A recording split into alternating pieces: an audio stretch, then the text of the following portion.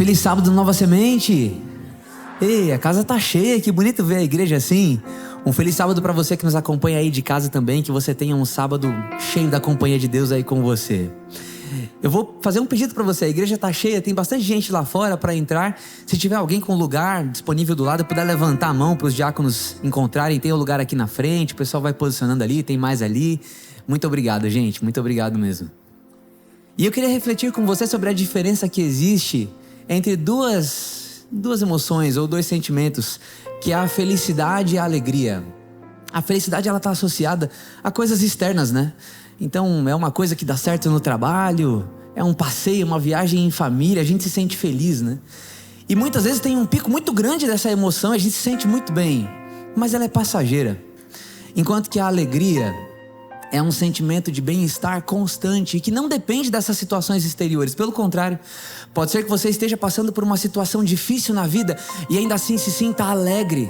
Isso está além do que acontece com você, vem de dentro. E a nossa alegria é o Senhor, amém? Essa canção fala a respeito disso, Ele nos dá essa paz que excede todo o entendimento. Então se coloque em pé e vamos cantar sobre essa alegria que é o Senhor Jesus em nossa vida.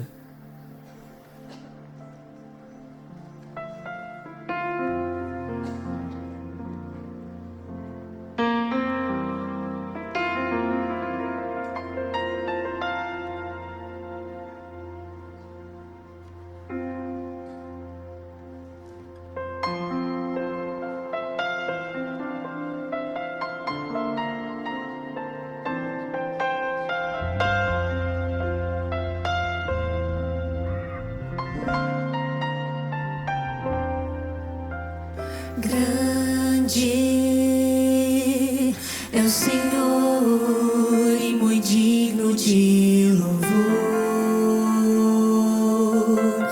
Na cidade do nosso Deus, seu santo monte.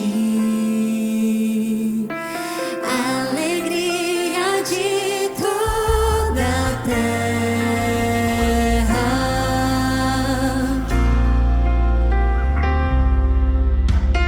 Grande é o Senhor em quem nós temos a vitória, que nos ajuda contra o inimigo. Por isso diante dele nos prostramos.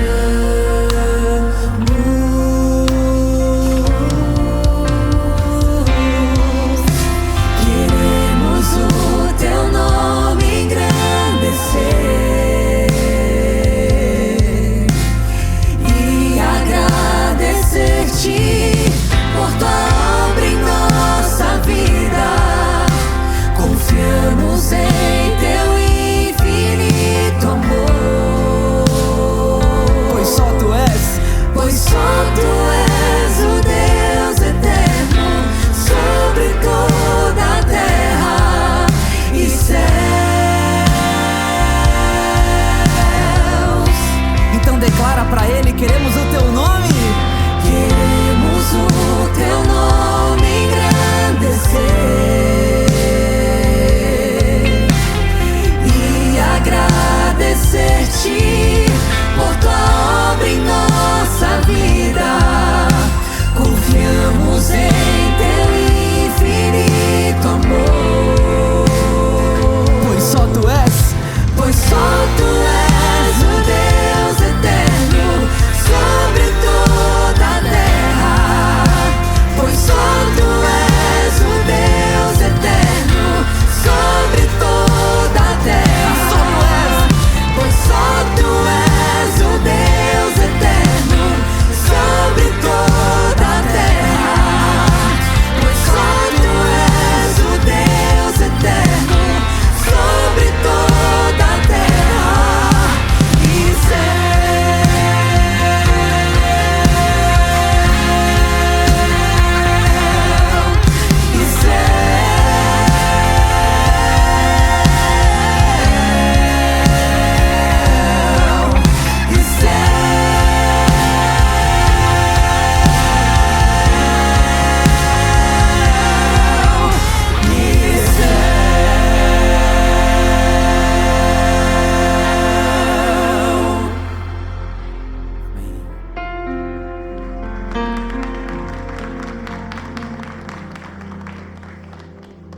Estamos no terceiro sábado do ano e chegamos aqui com uma convicção: Deus é bom e a sua misericórdia dura para sempre. Provavelmente neste último ano, nas últimas semanas deste ano corrente, você tenha lidado com situações adversas, lutas. E provavelmente se perguntou em algumas situações como lidar com a realidade de que Deus é bom e lidar com a realidade do sofrimento e da luta. A essa questão, Deus, em sua palavra, nos traz uma resposta que é mais um convite do que um argumento. No Salmo 73, o Salmo de Asaf, ele começa com esta mesma premissa: Deus é bom. Mas ele também expõe suas lutas, suas adversidades e diz: até que eu entrei no santuário de Deus. O santuário, contemplar o plano da salvação, contemplar a Cristo e a sua justiça, é resposta, é confiança em meio às adversidades. E a essa realidade, o Salmo 73, a partir do verso 23, conclui com esta percepção: todavia estou sempre contigo, tu me seguras com a mão direita, tu me guias com teu conselho e depois me recebes com honra. Quem mais eu tenho no céu senão a ti? E na terra não desejo outra coisa além de ti. O meu corpo e meu coração desfalecem, mas Deus é a fortaleza da minha vida e minha herança para sempre. Nesse momento nós vamos orar. E essa é uma oportunidade, um convite de Deus para a nossa oração se achegar ao seu santuário, ao seu trono de graça. E em Cristo, nosso intercessor, termos confiança, segurança e paz. Eu quero te convidar nesse momento. Vamos nos prostrar e falar com o nosso Deus.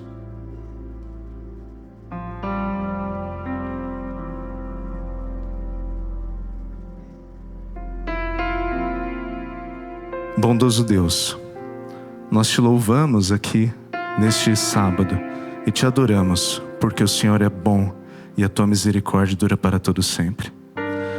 Gratos a ti pela oportunidade de nos achegarmos através desta oração ao seu trono de graça por intermédio do nosso Salvador, nosso Senhor Jesus. Senhor, tu conheces nosso coração, sabe das nossas lutas, sabe das adversidades que vivemos, sabe das nossas alegrias, nossas dores. E conhecendo o nosso coração, tu nos convidas, ó Pai, a descansarmos e confiarmos em ti.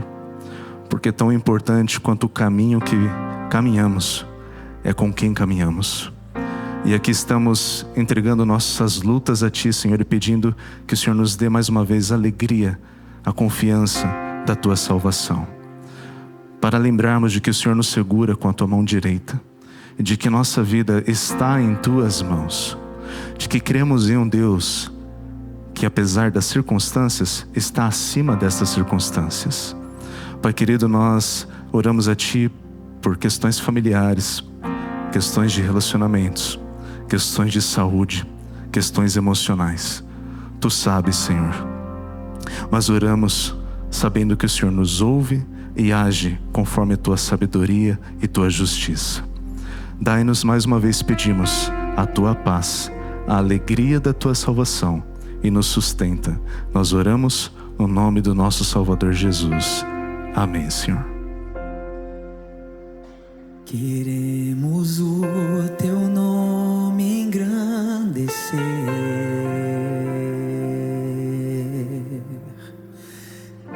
e agradecer-te por tua obra em nossa vida. Confiamos em teu infinito amor, pois só tu és o Deus eterno sobre toda a terra e céu.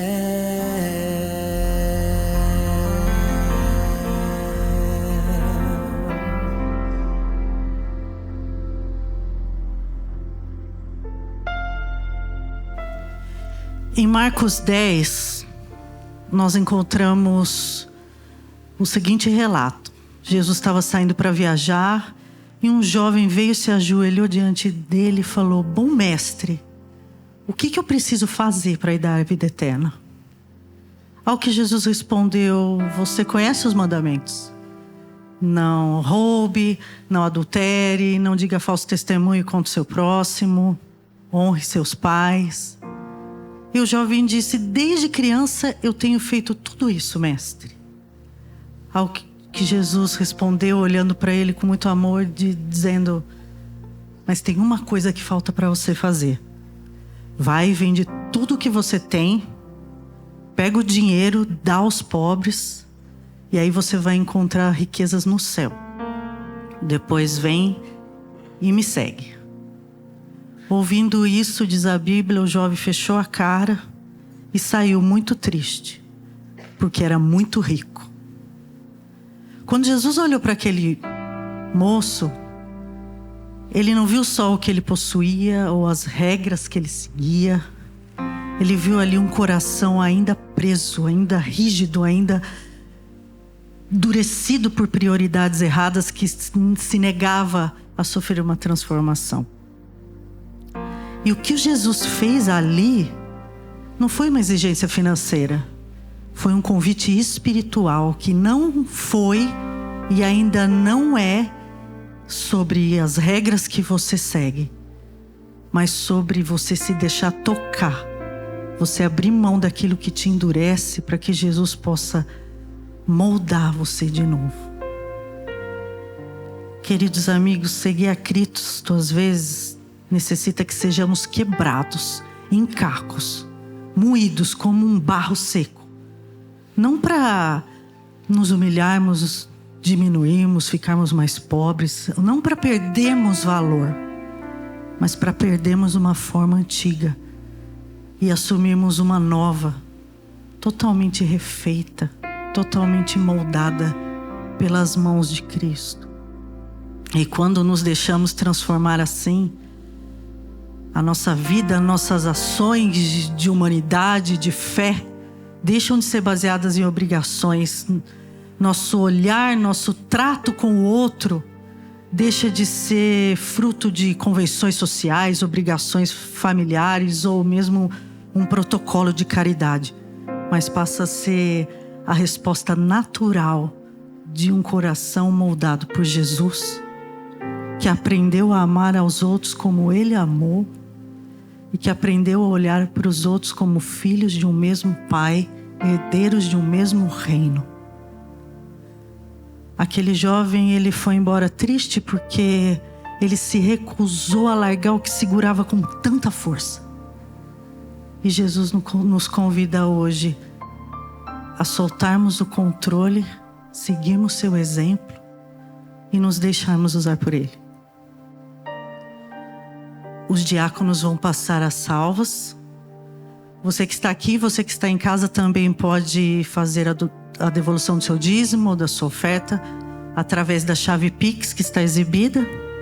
Lembrando de enviar o comprovante para esse mesmo e-mail, dizendo tratar-se de um dízimo ou de uma oferta, e adicionar 10 na casa dos centavos, se for um dízimo, e 20 se for oferta. Que Deus nos abençoe e nos use e nos molde outra vez.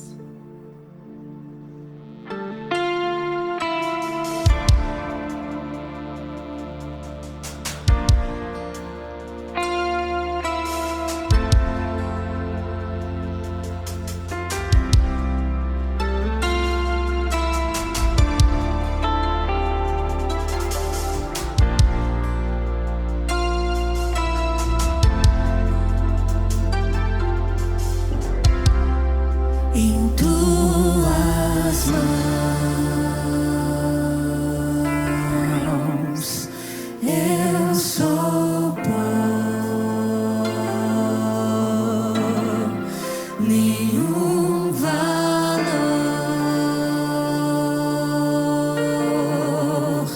barro sou.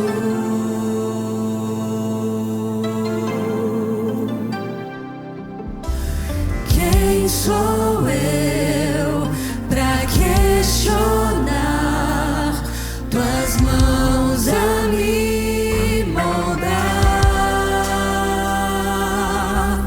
Tu és Deus, artesão de mim.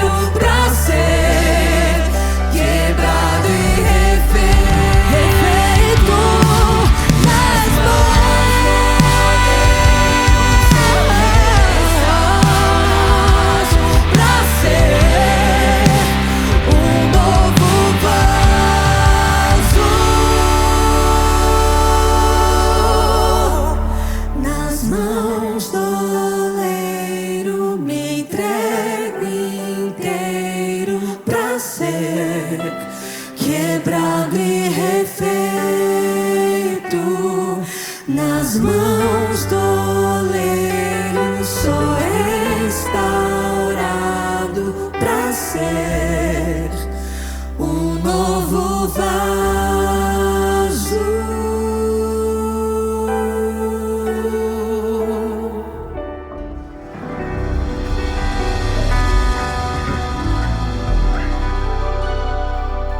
Bom Pai que estás nos céus, graças te damos, Senhor, por tudo que você faz na nossa vida. E, portanto, que saibamos, Senhor, ser reflexo desse amor, reflexo dessa bondade na vida de todos aqueles que nos cercam. Faz de nós, Senhor, vasos novos, repletos da Tua graça, capazes de ser usados por Ti para encher de abundância a vida dos outros, para que saibam do Seu amor que liberta e da Sua verdade que salva. Isso te pedimos agradecidos e em nome de Jesus. Amém. E se tem uma coisa que reforça nosso sentimento de alegria, com uma dose extra de felicidade, é cantar sobre o céu, porque essa é a nossa maior esperança. Então eu convido você, como igreja, a se colocar em pé e cantar sobre o céu comigo.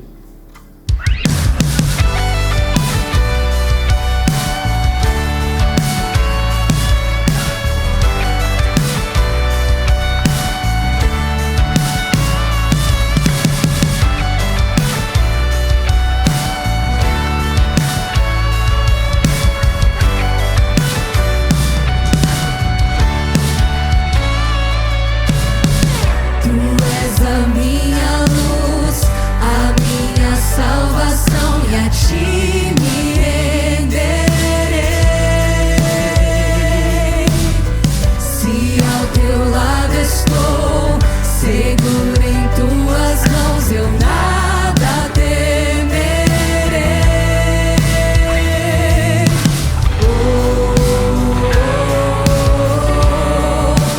Tu és santo, Senhor,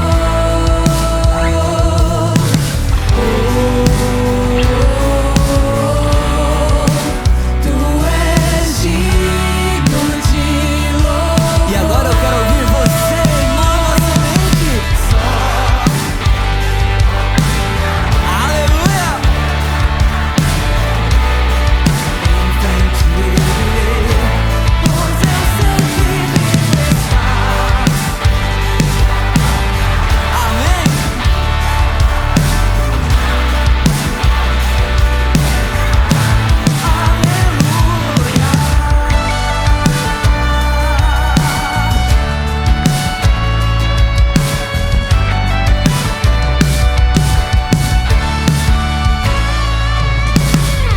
Tu és a minha luz, a minha salvação, e a Ti me renderei.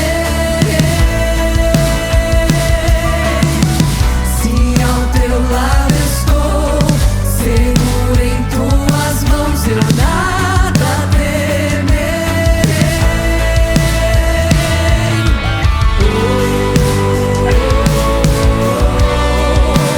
Tu és santo, ó Senhor.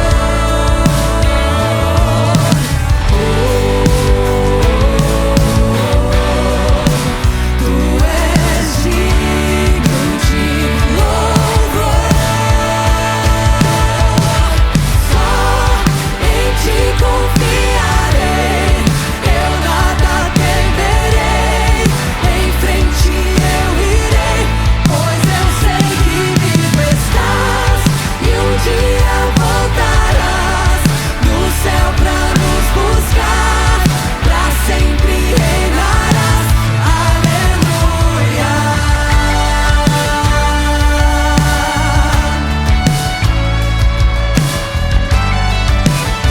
E agora a Nova Semente canta, vem Jesus! Vem Jesus, vem Jesus! Maranata! Chame por Ele! Vem Senhor, vem Jesus, vem Jesus! Maranata! Aleluia, mais uma vez! Vem Jesus.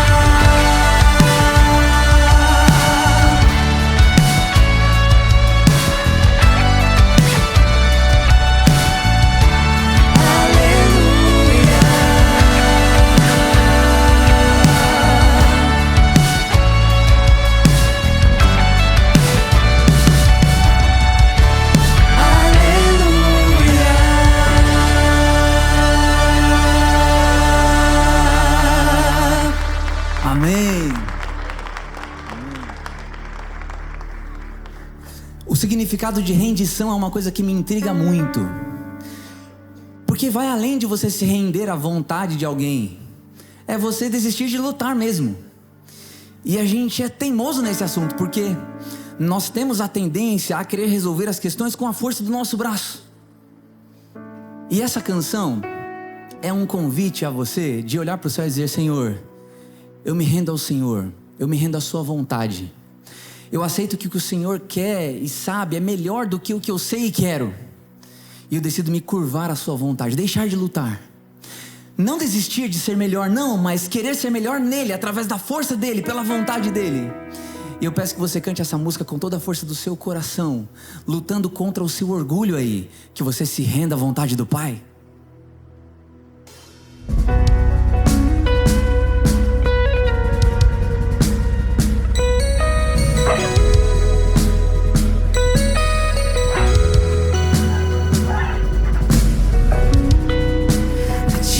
Vou clamar, pois tudo vem de ti e tudo está em ti. Por ti vou caminhar, tu és a direção, o sol a me guiar. Tudo pode passar, teu amor jamais me deixará.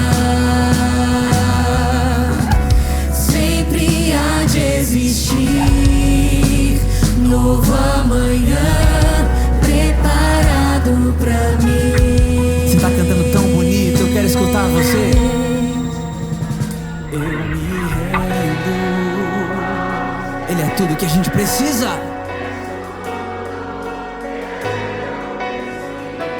Amém? E eu me lanço. Amém.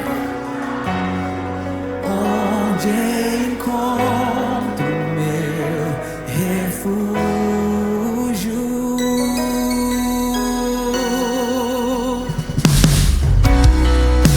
A ti eu vou clamar, pois tudo vem de ti e tudo está em ti. Por ti vou caminhar,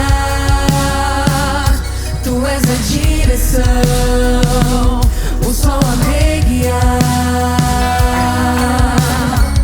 Tudo pode passar, teu amor jamais me deixará.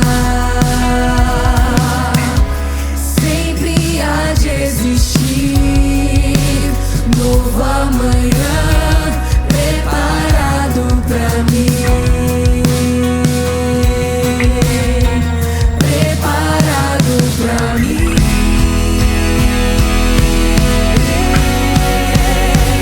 Eu me rendo aos teus pés, és tudo que eu preciso pra viver.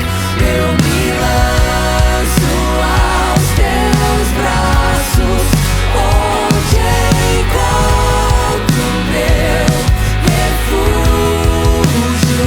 Eu me rendo aos teus pés, és tudo que eu preciso. Eu me lanço aos teus braços, onde encontro meu refúgio, Jesus.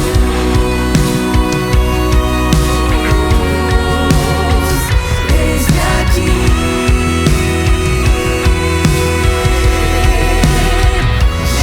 Jesus.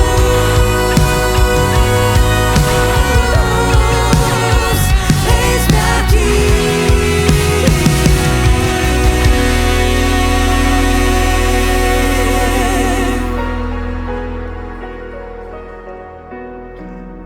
E pode aplaudir o nome do Senhor aí.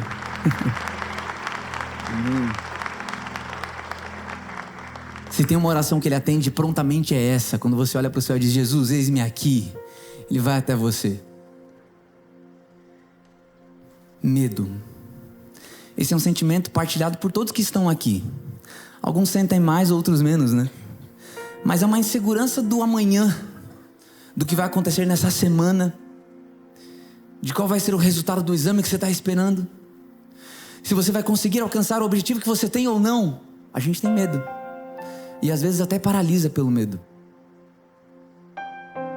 E isso acontece porque a gente se fia ao que o nosso olho alcança, né? E a gente tem uma visão tão pequena, tão finita. Eu com meus 2,5 de miopia e astigmatismo, se eu não estou de óculos eu não consigo nem te enxergar direito. Quanto mais enxergar o que vai acontecer amanhã, depois, quais vão ser as repercussões das minhas decisões, eu não tenho capacidade de entender, de definir. É por isso que o texto sagrado vai dizer que os caminhos do Senhor são mais altos do que os meus. Ele enxerga mais longe, Ele nos enxerga de outra perspectiva, para além da nossa vida finita aqui, porque vai acontecer aqui e para o além. E aí eu me lembro de uma frase que é atribuída a Martinho Lutero. E a frase diz assim: você conhece? Quando eu olho para mim, eu não vejo como eu vou me salvar. Mas quando eu olho para Cristo, eu não vejo como eu posso me perder. Essa canção fala a respeito de milagres. Ela diz assim: aquilo que parecia impossível, não ter saída, segundo a nossa visão. E ela termina dizendo: mas Jesus, Ele muda a minha sorte. Nós somos um milagre do Senhor. Seja nessa vida aqui, ou para a eternidade com Ele, nós somos um milagre no Senhor. Vamos cantar disso.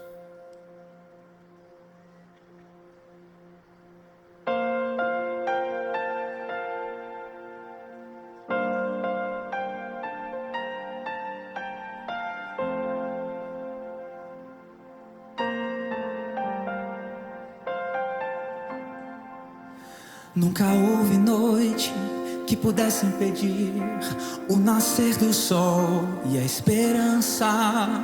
E não há problema que possa impedir a mão de Jesus para te ajudar.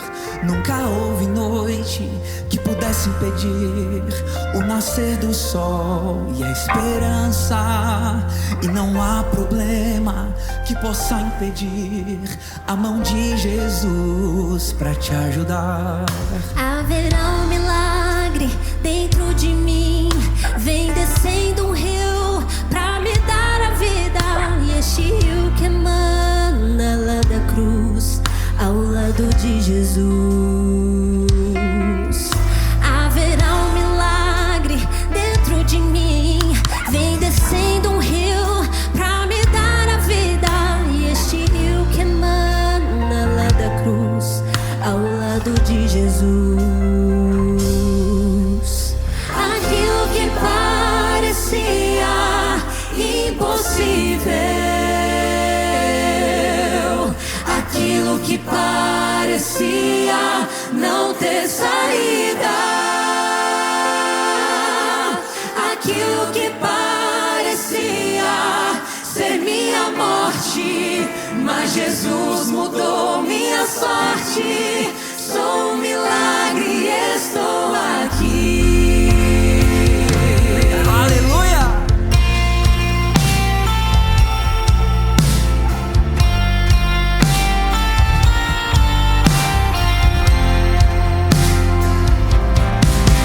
Haverá um milagre dentro de mim. Vem descendo o rio pra me dar a vida. Este rio que emana lá da cruz, ao lado de Jesus.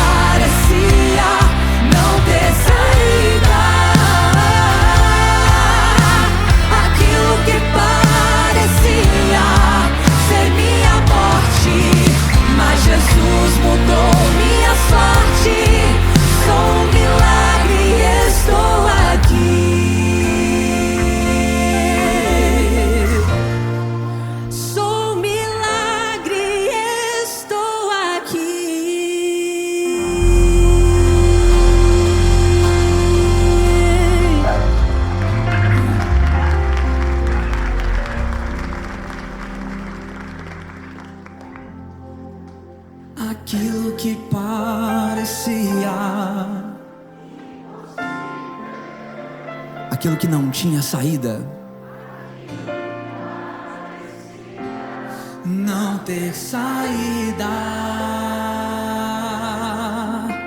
aquilo que parecia, mas Ele muda tudo. Sou um milagre, estou aqui.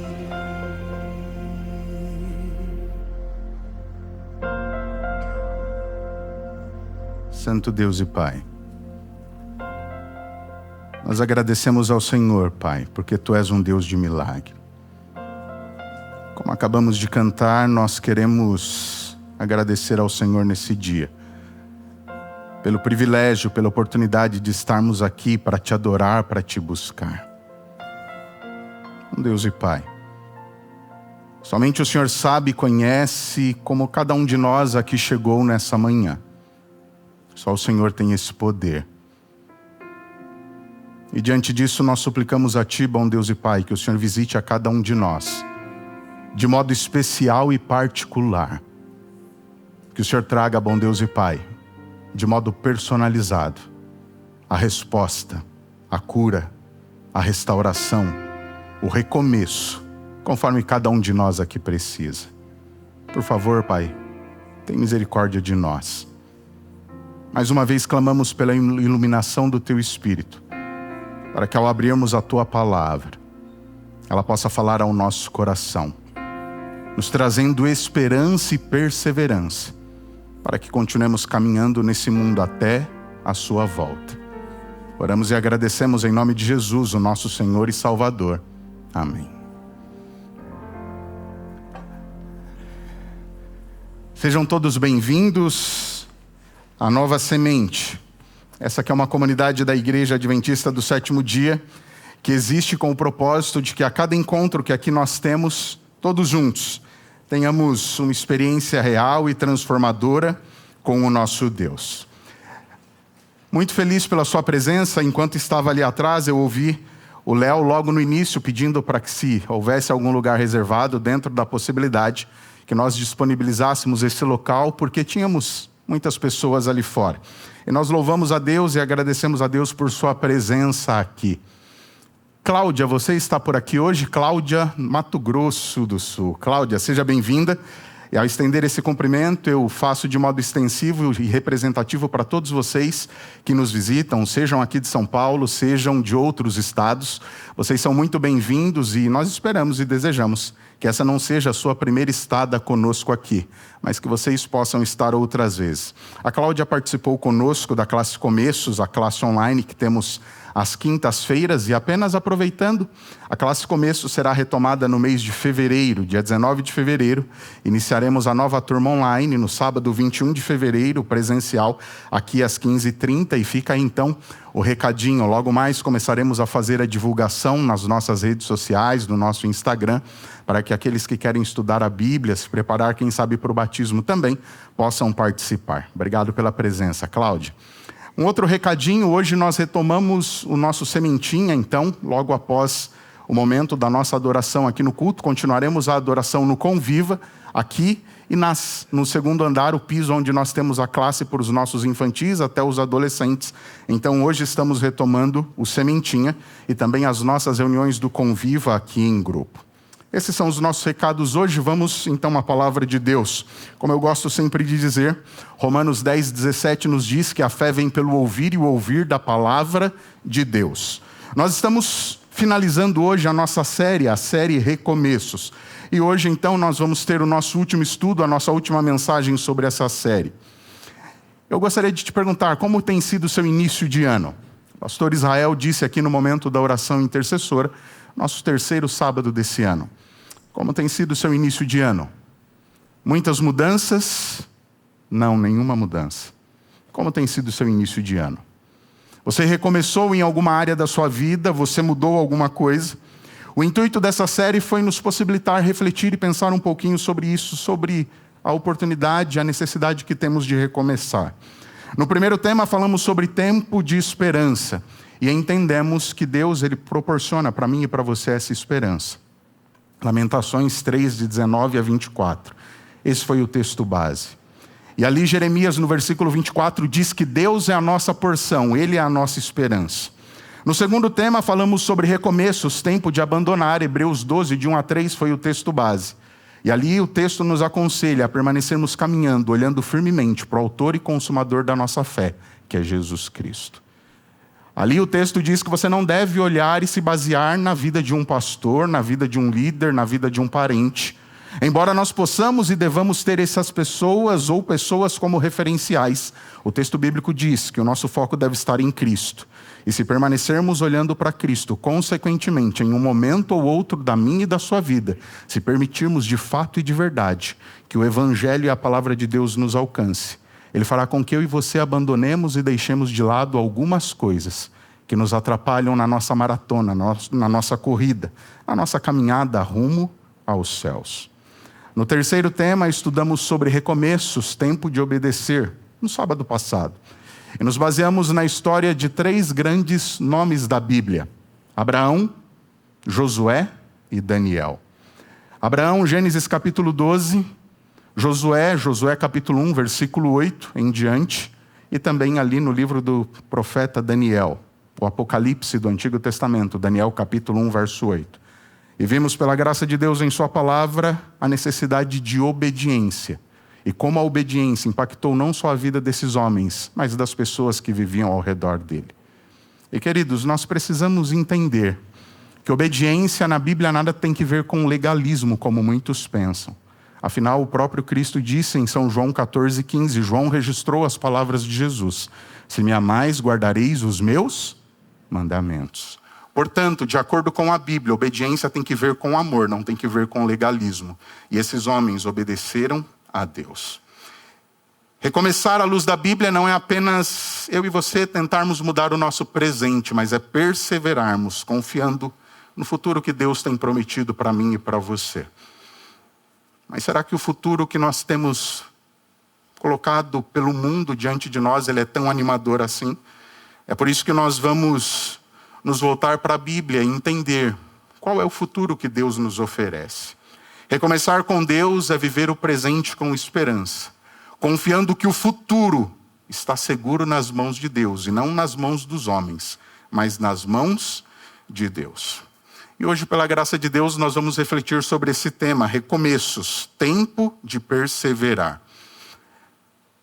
Nós vamos entender o que é que a Bíblia nos apresenta sobre essa possibilidade. O Léo comentou e falou um pouco, e o pastor Israel também falou um pouquinho disso. No mundo em que eu e você vivemos, nós nos deparamos com sofrimentos, com desafios, com dificuldades. Muitas vezes nos deparamos com momentos de tristeza.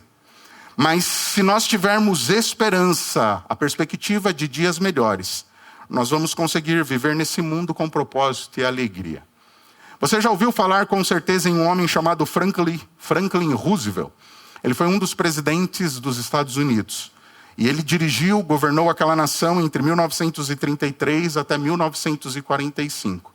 E esse foi um período bastante difícil daquela nação, daquele povo.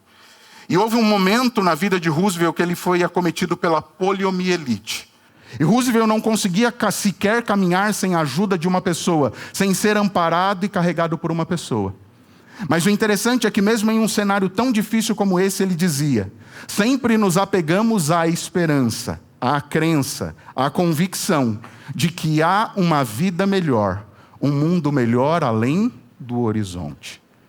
Roosevelt entendia que, a despeito das dificuldades que ele tinha, havia uma perspectiva de mudança, de melhora. E o interessante é que esse não era o pensamento só de Roosevelt. Albert Einstein, um dos homens, uma das mentes mais brilhantes desse mundo, disse: aprenda com o ontem, viva para o hoje, tenha esperança no amanhã. Um outro homem chamado Alfred Tennyson, um poeta inglês, viveu na época em que a rainha Vitória governou. Ele disse: a esperança irá sorrir no limiar do ano vindouro, sussurrando: esse ano será mais feliz.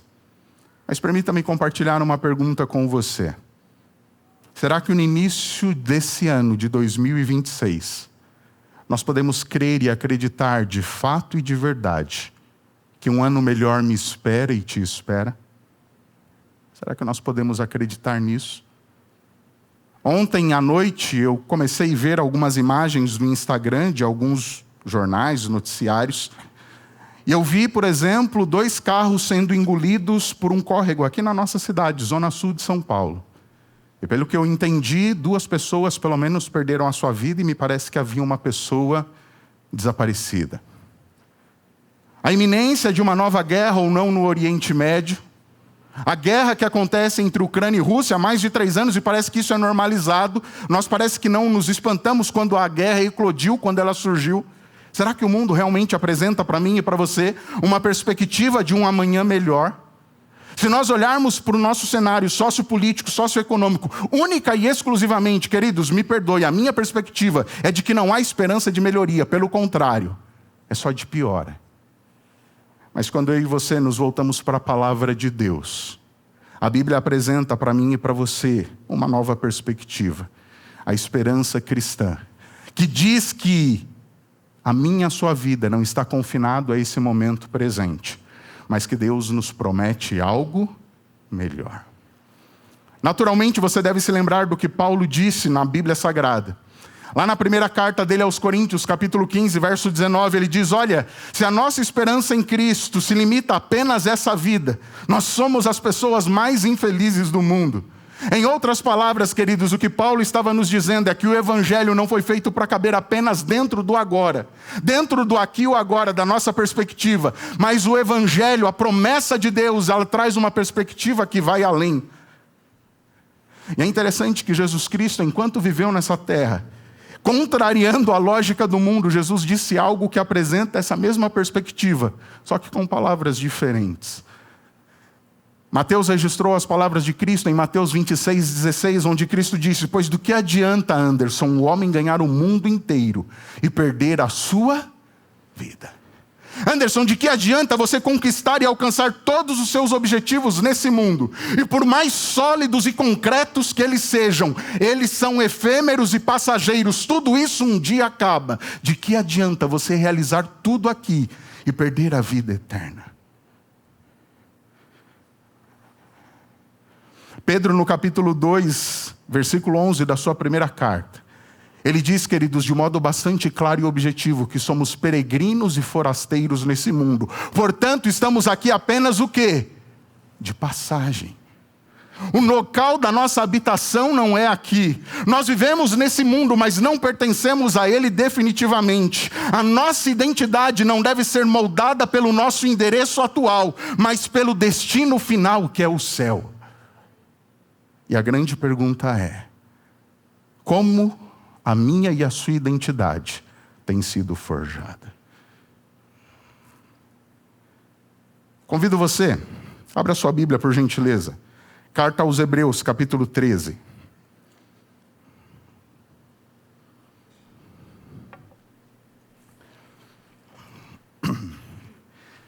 Hebreus capítulo 13, verso 14. Note o que diz o texto, e mantenha aberta a sua Bíblia. Nós leremos mais 2 versículos rapidamente em Hebreus. Hebreus capítulo 13, verso 14, o texto bíblico diz o seguinte: de fato não temos aqui cidade permanente, mas buscamos a que há de vir. Perceba que o autor de Hebreus está dizendo que a nossa morada permanente não é aqui, mas nós aspiramos, e o cristão deve aspirar a uma cidade melhor e maior, uma cidade permanente. Que cidade é essa? A cidade que há o quê? De vir. Se as estruturas humanas elas são provisórias e passageiras, a Bíblia nos afirma que há uma cidade eterna, uma cidade que não pode jamais será o quê? Abalada. Volte 1 ou 2 páginas da sua Bíblia, capítulo 11 de Hebreus. Vamos até o versículo de número 16. E lembrando que Hebreus capítulo 11, ele contém aquilo que nós chamamos como a galeria dos heróis da fé. E no versículo 16, dizendo e falando a respeito desses homens, olha o que o autor diz: mas agora desejam uma pátria superior, isto é, a celestial. Por isso Deus não se envergonha deles de ser chamado seu Deus, porque lhes preparou uma cidade. Ele diz que aqueles homens que eu e você consideramos como notáveis, como exemplos de vida, eles aspiravam a uma pátria superior, a pátria celestial. E diz que essa cidade é preparada pelo próprio Deus. E diz que Deus está preparando essa cidade. Volte agora a Hebreus 11, versículo 10. O texto diz o seguinte: porque Abraão aguardava uma cidade que tem fundamentos, da qual Deus é o arquiteto e o quê, queridos? Construtor. As nossas cidades construídas por homens, idealizadas pelos maiores arquitetos, todas elas são marcadas, queiramos ou não, pela instabilidade. Mas essa cidade que é apresentada na palavra de Deus, é uma cidade que nasce da fidelidade de Deus e não do esforço humano. E querido, sempre que eu penso nessa perspectiva do céu, de uma nova cidade que Deus está preparando para mim e para você, inevitavelmente minha mente se volta para 1 Coríntios capítulo 2, verso 9, onde Paulo diz: Anderson, aquilo que o olho não viu, aquilo que o ouvido não ouviu, e nem jamais penetrou no coração, ou seja, na mente humana, é aquilo que Deus está preparando para aqueles que o amam. Embora esse texto primariamente esteja falando da revelação de Deus, das bênçãos do Espírito decorrentes do Evangelho, em última instância nós podemos aplicá-lo àquilo que Deus está preparando para mim e para você nos céus. E queridos, é justamente nesse ponto que a Bíblia nos conduz ao texto que eu quero ler com você, e nós vamos fazer as nossas considerações em Apocalipse capítulo 21, versos de 1 a 5. Um texto que é bastante conhecido de todos nós. E nesse texto, nesses versículos, eu e você encontramos aquilo que é o clímax da redenção humana.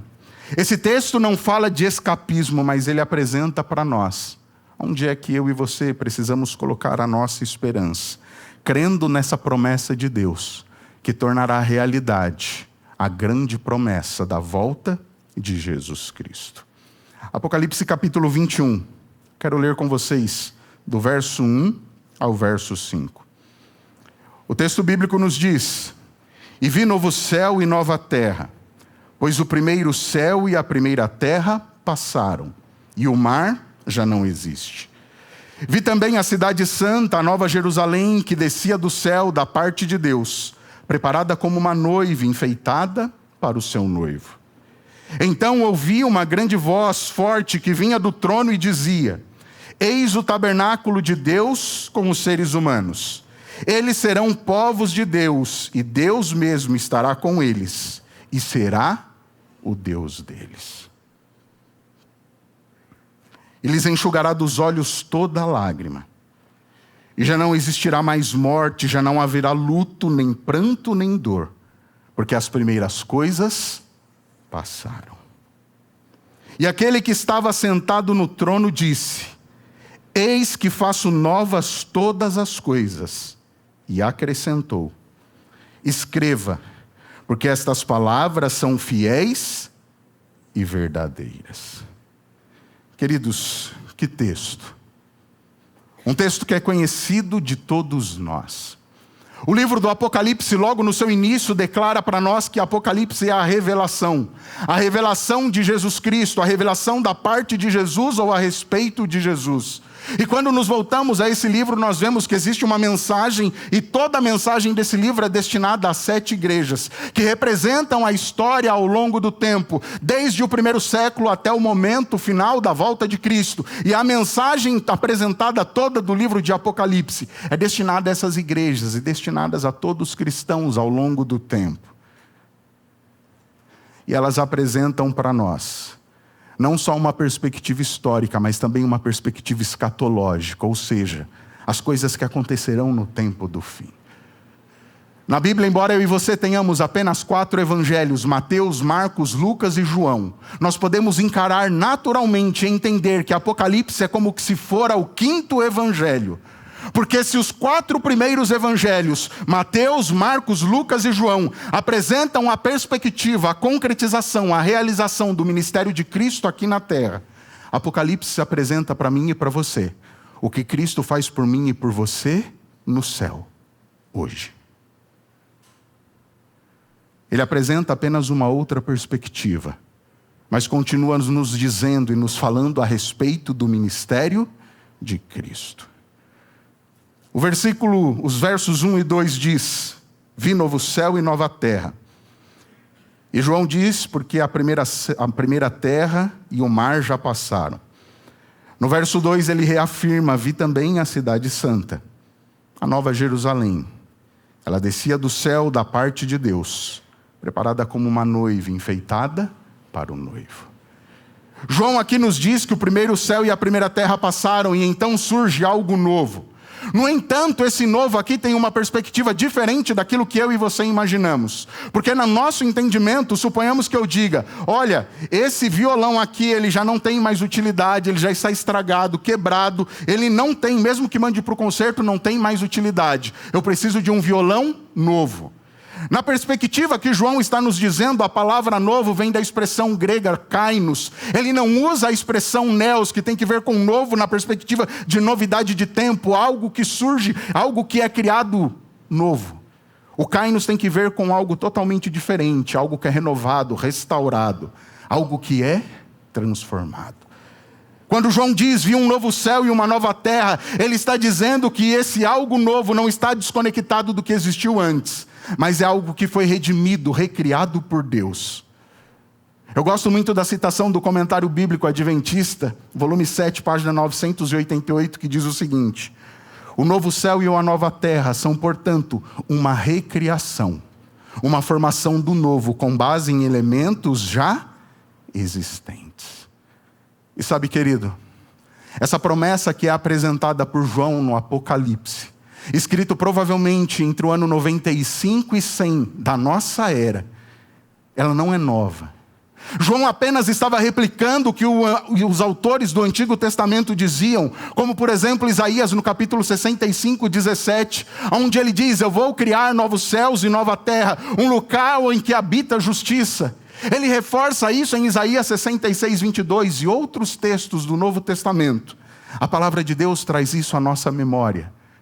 João capítulo 14, versículos de 1 a 3, uma das promessas mais lindas de Cristo. Não fique preocupados, eu vou preparar um lugar, e quando tudo estiver pronto, eu voltarei, e vos receberei, para que onde eu estou, vocês possam estar também.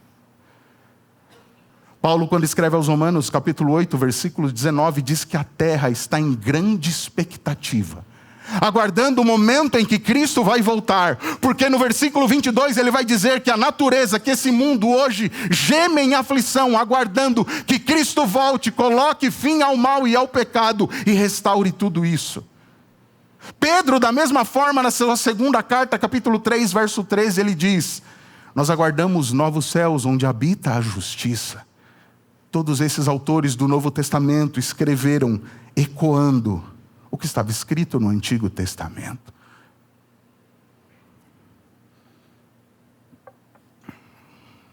Há uma expressão interessante no final do versículo 1. João diz: e o mar já não existe. O interessante dessa expressão, quando João diz: e o mar já não existe, nós temos duas possibilidades de entendimento. A primeira: no novo céus e na nova terra, talvez nós não tenhamos realmente a disposição do mar como conhecemos na nossa perspectiva no nosso planeta. Essa é a primeira interpretação. Mas a segunda tem que ver como o mar representando sofrimento, opressão, angústia, perseguição. Você se lembra quando João escreve o livro do Apocalipse, ele está em Patmos, uma ilha. E essa ilha era rodeada naturalmente pelo mar. O mar causava o distanciamento e a separação entre João e os seus amados, entre João e as suas igrejas, entre João e as pessoas. E se nós voltamos para o próprio livro do Apocalipse, capítulo 12, verso 18, capítulo 13, verso 1, capítulos 17, de 1 a 6, nós vamos perceber que dentro do próprio livro, nesses textos, nós encontramos opressão e perseguição ao povo de Deus. Portanto, quando João diz: e o mar já não existe, há uma grande possibilidade de que ele esteja dizendo: o mal já não nos assola, já não nos persegue. Queridos, Apocalipse 21 nos ensina que Deus não abandona a criação, mas que Ele a recria. O plano original de Deus é restabelecido. Aquilo que Deus tinha como ideal quando cria os nossos primeiros pais no Adão e Eva no jardim do Éden, Ele nos reconduz ao plano original da sua criação. O versículo de número 3 continua dizendo: então ouvi uma forte voz que vinha do trono e dizia: eis o tabernáculo de Deus com os seres humanos. Deus habitará com eles. eles serão povos de Deus, e Deus mesmo será o Deus deles. Queridos, aqui é algo interessante. Aqui nós encontramos aquilo que é o coração da Bíblia. A promessa que Deus estará conosco e viverá conosco para todo sempre. Essa promessa é tão maravilhosa porque ela nos diz que o céu não é definido por ruas de ouro, mas pela presença restaurada de Deus. O que importa para nós no céu não é se as ruas serão de ouro, se nós teremos casas lindas e perfeitas, mas a grande bênção do céu será a presença de Jesus Cristo. Você já parou para pensar e refletir? Por que você quer o céu? Por que eu quero o céu? Eu quero o céu por aquilo que tem lá? Ou eu quero o céu por quem está lá? Eu almejo e desejo o céu para estar na presença de Deus para todo sempre? Ou eu almejo e desejo o céu porque eu estarei livre das dores e das mazelas desse mundo de pecado? Nós precisamos almejar o céu pela presença de Deus. No Éden, o texto bíblico nos diz que todos os dias Deus visitava os seus filhos, Adão e Eva. Mas quando o pecado entrou no mundo, Isaías 59:2 diz que houve separação, e o pecado causa separação entre Deus e o homem. Mas o interessante é que se você ler depois na sua casa nessa tarde, Isaías 59, versículo 1, nós encontramos ali um convite de graça, de bondade de Deus, dizendo que Deus está sempre com a mão estendida, procurando me ajudar e te ajudar. A grande questão ao longo do tempo é se eu e você estamos dispostos a aceitar o convite da graça de Deus. Queridos, ao longo de toda a Bíblia, o grande desejo de Deus sempre foi o de habitar com o seu povo. Deus sempre quis habitar conosco. Ele quer habitar comigo, Ele quer habitar com você. No Êxodo, quando o povo saiu do Egito, foi assim, ele disse, Êxodo 25:8, e me farão um santuário para que eu possa habitar no meio de vós. João registra no capítulo 1 do seu livro, quando Cristo vem a esse mundo, em João 1,14 ele diz, e o verbo de Deus se fez carne e habitou entre nós. Ou seja, aquilo que foi apresentado através do santuário de um modo pedagógico, no livro do Êxodo, em João, no Novo Testamento, é tornado mais próximo e real, com a presença de Cristo de modo temporário, vivendo entre nós, próximo de nós. E aqui em Apocalipse, capítulo 21, verso 3, aquilo que tinha sido apresentado como símbolo e antecipação no passado, se torna realidade, porque o texto bíblico diz, no final do versículo 3, Deus habitará com eles, eles serão povos de Deus, e Deus mesmo estará com eles, e será o Deus deles.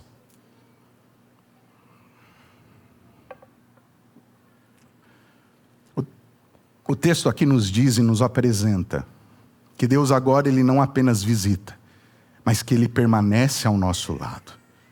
Queridos, isso reforça e ensina que a salvação culmina quando a distância entre Deus e o ser humano finalmente termina. Isso nos indica e nos mostra que quando a distância entre Deus e o homem, ela for completa, ela não mais existir de um modo pleno, porque Deus hoje por meio do Espírito está perto de mim e de você. O texto diz, o seu nome será Emanuel, que quer dizer Deus conosco. Quando Cristo ascende, Ele fala, é necessário que eu vá, para que então o Consolador venha. Vocês não ficarão órfãos, mas de modo pleno e completo. Eu e você estaremos salvos na plenitude quando estivermos na presença de Deus. E aí se completará aquilo que didaticamente nós dizemos, o que acontece no processo da salvação.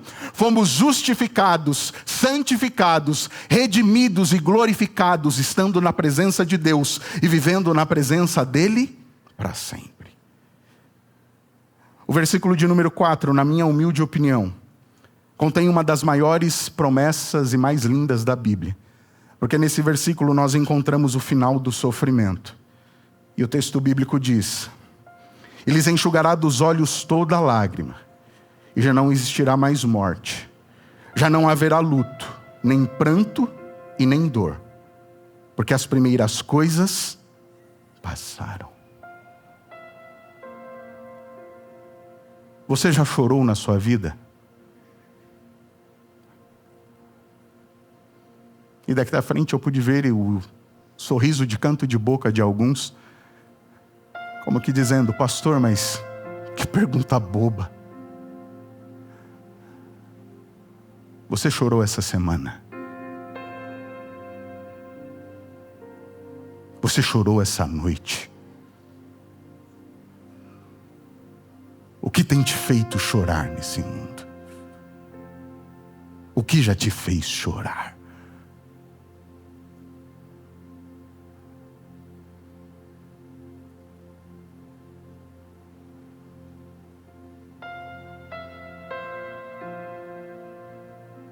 Aqueles que são mais próximos de mim, meus familiares, amigos mais próximos, sabem que eu sou uma pessoa que choro com facilidade. Mas, querido, se há algo que me faz chorar, é ver alguém sofrendo. É ver alguém sendo humilhado, descartado, desprezado.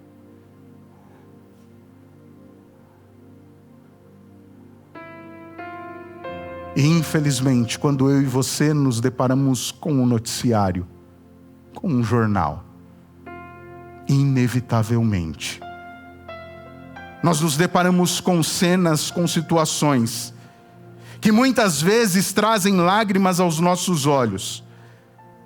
Situações que, por causarem dor às pessoas, sofrimento, elas nos fazem parar e pensar: até quando, Senhor? Até quando? Como eu disse na oração inicial, eu não te conheço, ao ponto de saber quais são as suas lutas e sofrimentos. Eu vou conhecer e saber disso naturalmente, se em algum momento você me procurar e compartilhar algo que acontece com você, ou se alguém comentar isso comigo. Mas sabe, queridos, embora eu seja negro e talvez você seja branco, embora eu tenha 1,74 de altura e talvez você tenha 1,90, independente das nossas diferenças que são notadas visualmente, na essência, todos nós, em um momento ou outro nesse mundo, nós sofremos, nós choramos. Mas a Bíblia traz uma esperança, uma promessa para mim e para você. E o texto de Apocalipse 21:4, ele nos conforta porque ele garante que a esperança cristã não nega a dor presente, mas ela garante que essa dor não vai ser eterna. Não foi apenas João que disse isso. Isaías, no capítulo 25, verso 8 do seu livro, ele diz que Deus colocará fim à morte, às lágrimas e à dor. A Bíblia não ignora e não diz que a dor é pequena, mas ela diz que a dor não vai ter, que a dor vai ter fim. Ela não vai durar para sempre. Ela vai passar. Paulo, quando escreve aos Coríntios, capítulo 15, versículos 54 e 55, Paulo diz que a morte ela foi extirpada. A morte já não mais existe.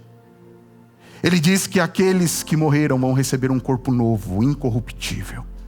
E a grande pergunta vai ser: onde está, ó morte, a sua vitória? Onde está, ó morte, o seu aguilhão? Morte, cadê o seu poder?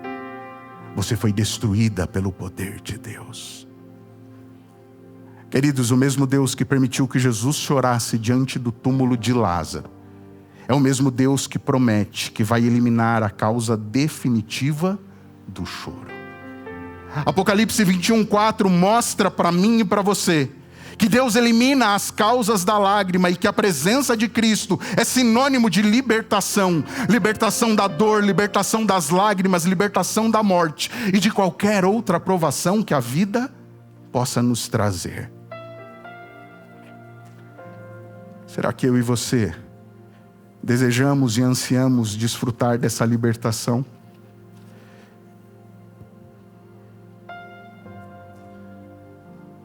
Deus não ignora as lágrimas que eu e você vertemos.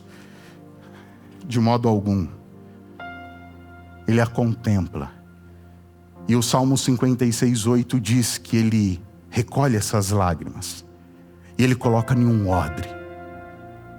Mas sabe o que é interessante no Salmo 56:8? É que a primeira parte do texto ele diz: Senhor, o Senhor contaste os meus passos quando eu fui perseguido. As lágrimas que eu verto, o Senhor recolhe nesse odre. Se Deus conta os passos, é sinônimo de proximidade, Ele está comigo. Ele vê as lágrimas que eu verto, a dor e o sofrimento que eu e você enfrentamos nesse mundo maldito, afetado e infectado pelo pecado. Mas Ele não vê e contempla distante. Ele não é alheio ao nosso sofrimento. Ao estar perto de mim e de você, Ele quer me ajudar, Ele quer te ajudar. Queridos, independente do que tem te feito chorar, ao lermos a Bíblia, por exemplo, em Apocalipse 21:4, e no Salmo 56, verso 8, nós precisamos entender que se Deus enxuga as lágrimas, é porque Ele esteve perto quando essas lágrimas caíam. Deus não me deixa só, Deus não te deixa só. E como eu sempre digo, isso não é coisa da minha cabeça. Isaías 57:15 diz: porque assim diz o alto, o sublime, o que habita a eternidade, cujo nome é santo. E eu sempre gosto de colocar o meu nome, porque eu gosto de pensar Deus dizendo para mim: Anderson, eu habito no alto e santo lugar, mas habito também com você, filho, com um contrito e abatido de espírito. E sabe qual é o objetivo e o propósito de eu habitar com você, Anderson? Para vivificar o espírito dos abatidos e vivificar o coração dos contritos. Você chegou aqui hoje chorando, triste? Aceite o convite de Cristo.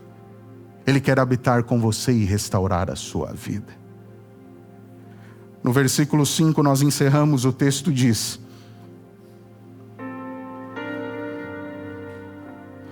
e aquele que estava sentado no trono disse: eis que faço novas todas as coisas.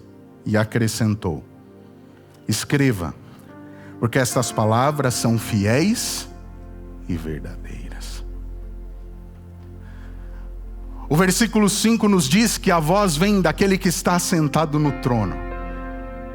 Aqui, diferente de outros textos que aparecem em Apocalipse, exceção feita a Apocalipse capítulo 1, verso 10. Aqui no capítulo 21 é a primeira vez que Deus fala. Não é um anjo que fala, não é João que fala, mas é o próprio Deus quem fala. O texto afirma para nós que as palavras são tão fiéis e verdadeiras quanto é o Deus que as profere.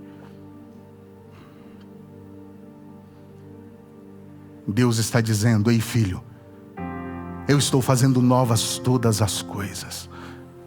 Acredite nisso, Anderson. O mal, o sofrimento, a dor e as lágrimas, elas vão ter fim. João, registra essas palavras, porque elas são fiéis e verdadeiras. Há 800 anos atrás, Isaías havia dito a mesma coisa. Em Isaías 43:19. Eis que eu faço coisa nova.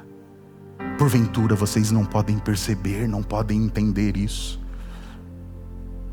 Hebreus 10:23 nos garante, queridos, que aquele que fez a promessa, Ele é fiel para cumprir. Moisés, em Números 23:19, disse: ei, Anderson, acorda, Deus não é homem para que minta, nem filho do homem para que se arrependa. Por acaso o filho, tendo ele feito a promessa, ele não vai cumprir? A maior prova de que Cristo virá pela segunda vez é porque a Bíblia disse que Ele viria pela primeira vez e Ele veio. Isaías 53 diz que Ele veio como um servo sofredor, mas Apocalipse nos diz que quando Ele vier pela segunda vez, Ele vem em poder e glória como Rei dos reis e Senhor dos senhores.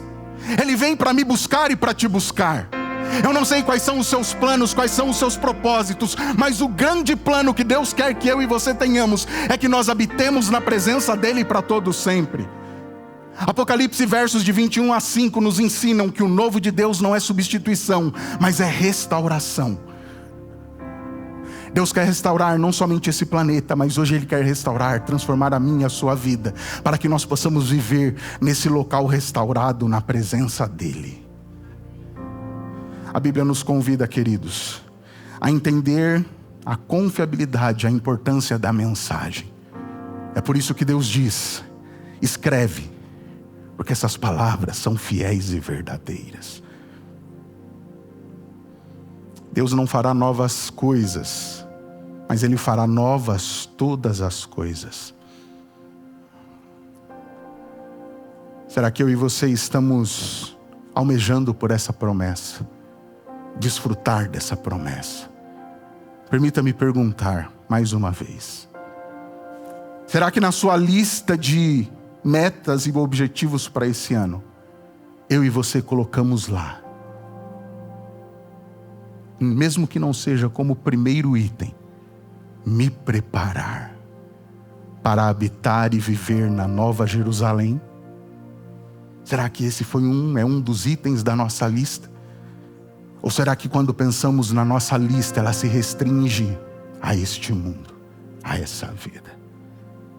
Creia, queridos, o futuro não é incerto para quem confia na fidelidade de Deus. Apocalipse 21 e todo o livro de Apocalipse, ele não foi escrito apenas para ser estudado, mas ele foi escrito para ser vivido, para ser um sustentáculo da nossa fé hoje, no nosso presente, para que perseveremos em seguir ao Senhor e nos preparemos para nos encontrar com Ele.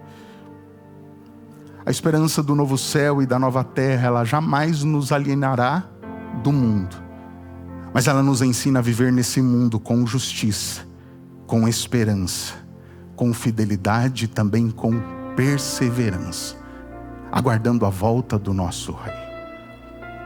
Encerrando essa série, eu te convido a crer no seguinte: recomeçar biblicamente não é criar um futuro melhor com as nossas próprias mãos, mas é viver o presente, o hoje, confiando naquele que disse: eis que faço novas todas as coisas.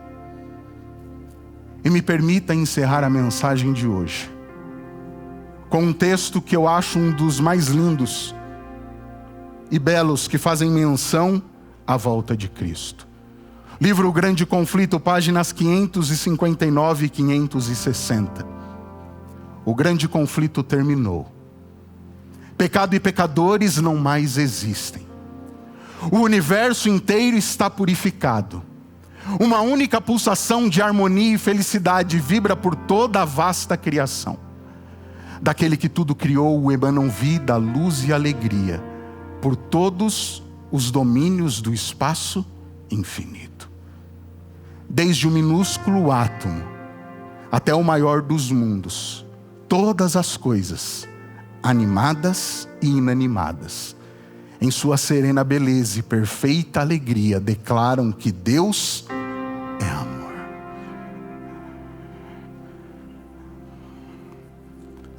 Esse mundo não vai muito longe.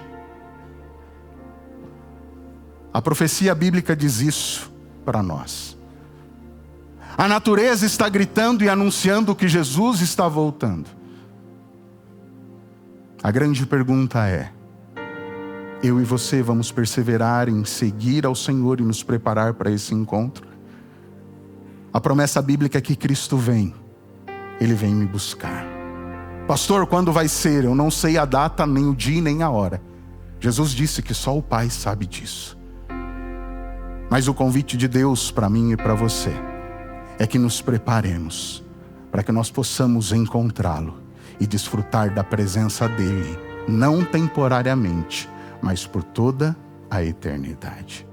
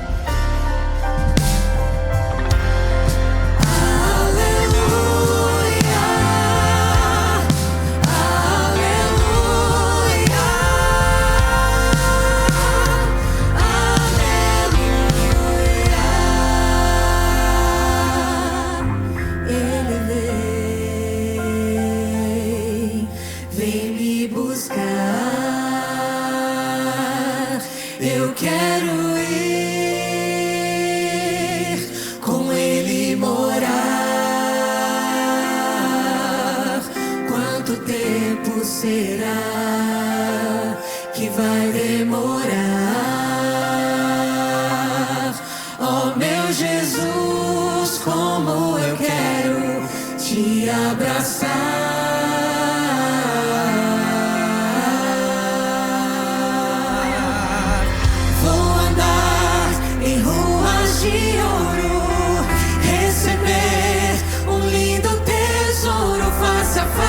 Se o verei e me prostrarei diante do eterno Rei. Santo, santo, santo, santo, para sempre eu cantarei e viverei, exaltando, adorando, louvando na Nova Jerusalém.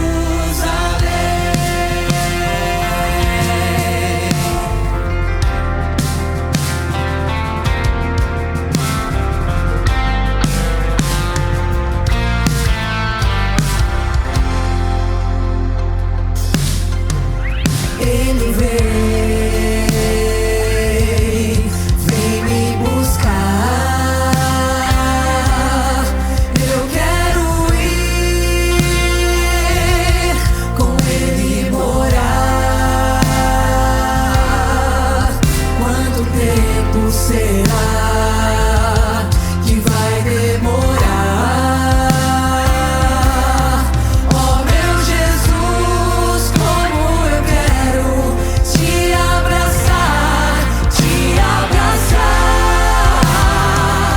Vou andar em ruas de ouro, receber um lindo tesouro. Face a face o verei e me prostrarei diante do eterno Rei. Santo, santo, santo, santo, para sempre eu cantarei e viverei, exaltando, adorando, louvando na Nova Jerusalém.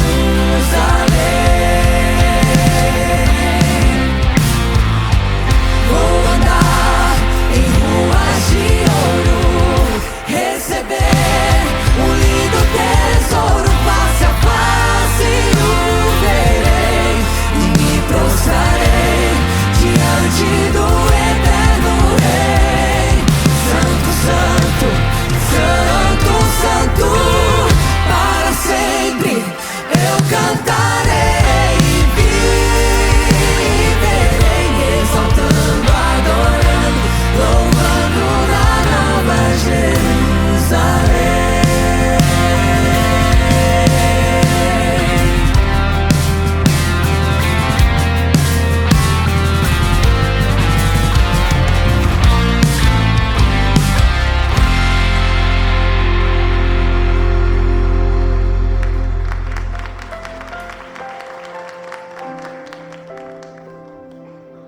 Maravilhoso Deus e Pai, humildemente o nosso pedido, bom Deus é Pai, volta logo, Senhor. Por favor, volta para nos buscar, Pai. Volta para nos tirar desse mundo de pecado, de dor, de lágrima, de tristezas. Mas acima de tudo, Pai, volta para que nós possamos estar na Tua presença por toda a eternidade. Para que nós vejamos cumpridas em nossa vida a promessa bíblica de que nós estaremos com o Senhor, de que o Senhor será o nosso Deus para todo sempre, Pai. Paulo diz que hoje nós o contemplamos como que por um espelho, mas nós queremos te contemplar face a face. Mas, Senhor, sabemos que até que esse momento se concretize e se realize, nós precisamos continuar caminhando com fé, de modo perseverante ao seu lado. A Bíblia diz que o Senhor conhece a nossa estrutura, Pai.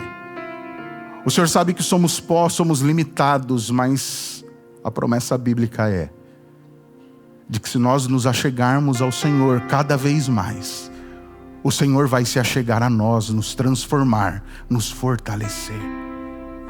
Que isso seja real na nossa vida.